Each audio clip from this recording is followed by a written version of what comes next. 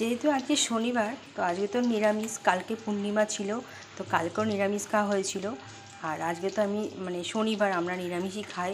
তো ভেবেছিলাম মাছ করবো, আমার ছেলে বায়না করছিল, কিন্তু আমি বললাম না, যখন মানি তো একটা দিনের জন্য, কালকে ওর খেয়েছি বলে আজকে মানবো না, তো ওটা তো ঠিক নয়। তো এই জন্য ভাবলাম না, নিরামিষই করি।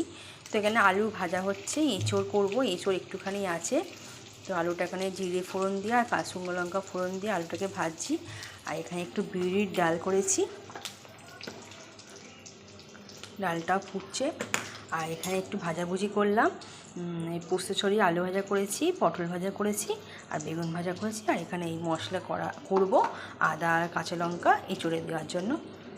তো চলো করে নিই, অনেকটা বেলা হয়ে গেছে, আজকে খুব দেরি করে ঘুম থেকে উঠেছি, তো সব কাজ করতে গিয়ে প্রচুর দেরি হয়ে গেছে। তো চলো করে নিই।